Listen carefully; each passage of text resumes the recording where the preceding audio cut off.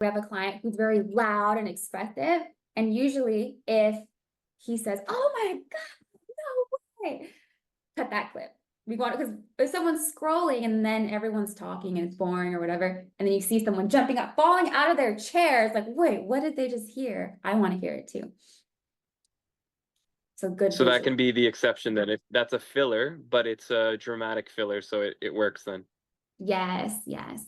And that will probably Okay. work with like travel content. If you have something that is just like, if you, I don't know, something of you like sliding down like a rock waterfall or something new and different. Mhm. Very cool. And another question I have, this is actually from a place of curiosity in my own business. So if you were to say to someone they want to scale their content, they probably are looking for a social media manager. Is that right? Yeah, I would say definitely the somebody who's like a strategist. Yeah. And how does somebody find a social media manager? What is a strong social media manager? And is that something that you offer too? Mm-hmm. Yeah, so we do social media management as well. The YouTube management Mm-hmm. is like our bread and butter. One Yep. second. Hold Mhm. on. No problem. What was I gonna? Okay, so how to find a social media manager. He's not meeting. Okay. Okay, so how to find a social media manager.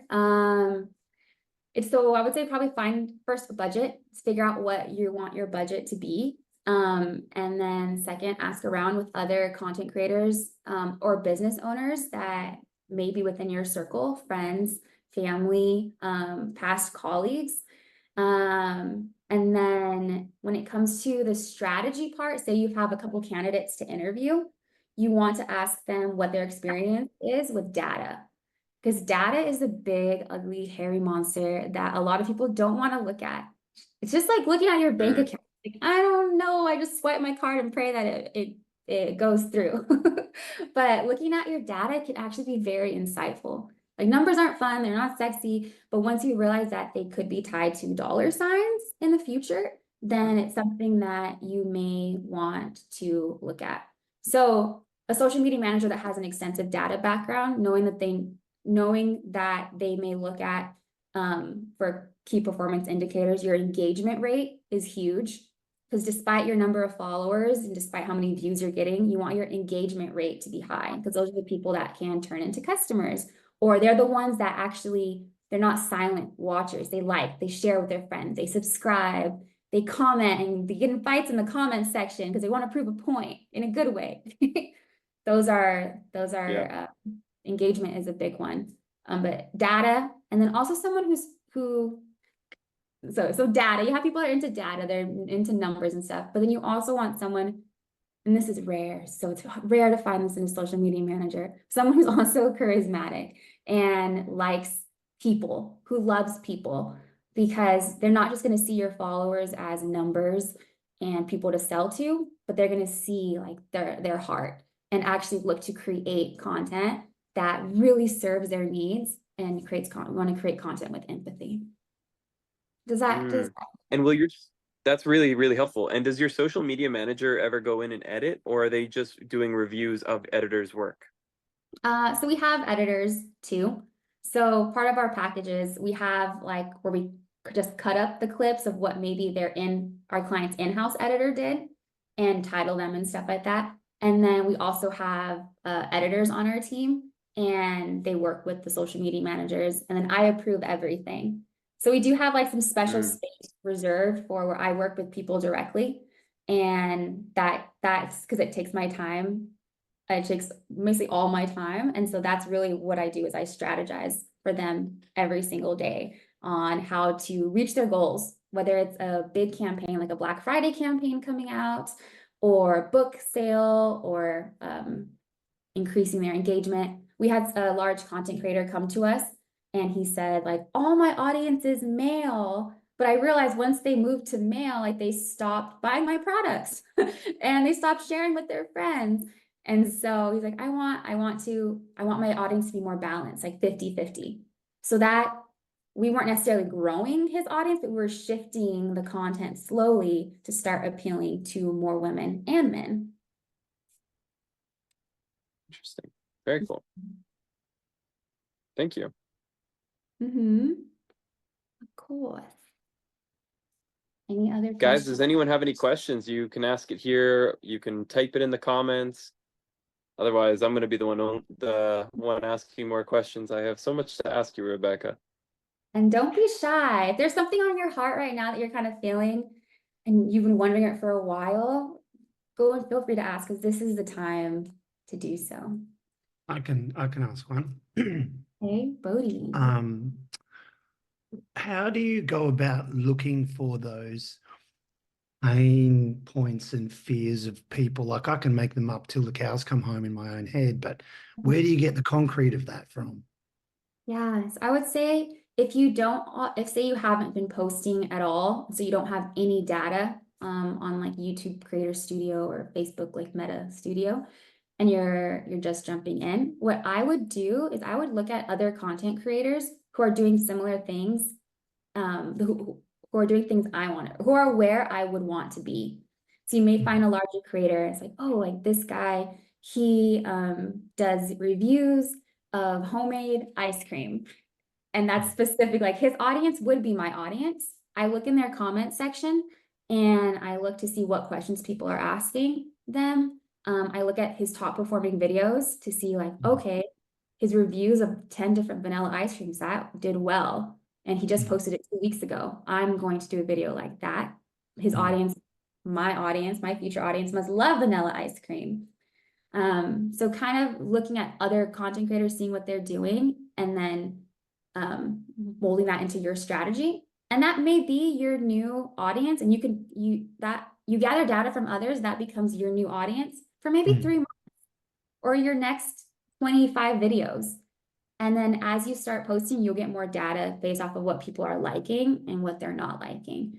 And then you can, your audience will become more and more, your audience avatar will be actually reflective of your current audience. Yeah, I did see, you know, there was a Facebook page, one of the Bali travel Facebook pages, and there was a lot of confusion coming in when the new tourism tax kicked in February. And so you could actually see what people were struggling with that. How do you do it? What is it? Am I going to get, if I do it at the airport, am I going to get hacked? Or, you know, so yeah, looking on those forums is really good. Those are real pain points, because if you're trying, say you're trying to travel and to get into the country, and your flight is the next day, you're staying up at night praying like, God, please let me, and even if nobody else gets in, and even if I just do it, it's okay. But that's keeping people up at night. That's a massive pain point. Okay, thank you. Yeah, definitely. Rebecca, how about captions? Are they important? Are they platform specific? How does your team go about it when they cut a short? Do they have a different caption for each platform? Yes, we do have a different caption for every different platform. Captions are so important. Copywriting is an absolute art. I've worked with some incredible copywriters who are just amazing. So the first thing with our captions, I tell all of our social media managers in training, is brevity is the mother of, brevity is wit. Brevity is wit. Or wit. Oh, so basically it's the shorter, if you want to be able to say the most amount of things as possible in the least amount of sentences. So share the biggest idea as short as possible. And so we have a different formula per platform on how to write a caption. So I'll just share Instagram, for example. We always start with the hook. So our hook will either be like a statistic, if it's a good statistic, because statistics can be boring. Like a shocking, surprising statistic. Like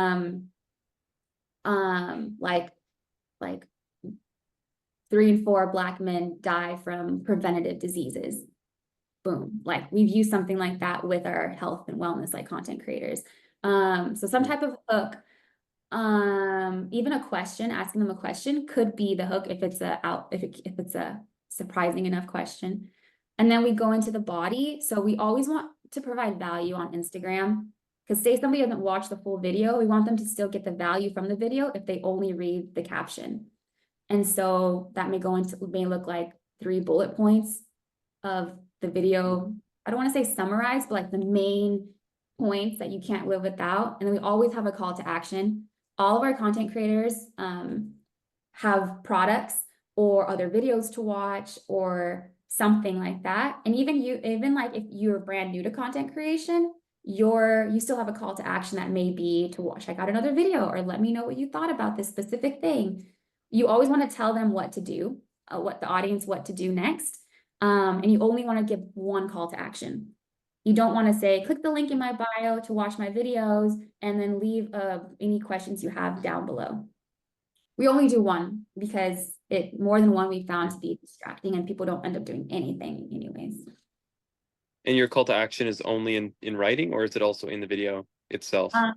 We try to do a call to action twice. So it'll be in the video and in writing, especially if you're doing like chat funnels. So you may see creators who say like, comment, happy to try our new vitamins, and we'll send you something in the DMs. For that, best practices is 2 times. Instagram had soft announced that they were going to kind of crack down on that behavior. Is that something that you've seen in your clients yet, where Instagram is punishing people saying comment a specific word? We haven't. So we work with a company called School of Bots, and they work very closely with Instagram. And so like each month or so, like we'll meet with them and then they'll like let us know like what the news is. We haven't seen any decline in that yet, but as of today. But of course, their platforms are always changing and moving, and nobody can control Facebook. Totally. I maybe before we pass on a question, I see there's one from Timon down below. Just to go back to the original question, you said Instagram, often it's a statistic, it's a question, then it's the body that can kind of go deeper on the 3 bullet points or something that leaves someone with a lot of value. Would you treat it differently if it was TikTok, or do you post on TikTok? And would you treat it differently if it was YouTube Shorts? Yes. Okay. So, and that's also knowing where captions get cut off. So if you look on YouTube Shorts, it's maybe like 5 words. We try to always stay below 6, 7 words, and it's just like the title. So YouTube Shorts tend to be, the title is what captures people because you can't choose like a specific thumbnail. So the title has to capture someone. So I will say YouTube Shorts has the most sensational titles. So that's where you want to be really good at writing titles. TikTok, the caption is a supplement to the video. And usually the title, it's kind of like the little dessert at the end, and it really adds to the video. So we try to make our TikTok titles funny. Also because it tends to be a more lighthearted app. And so it may be something that may make people laugh.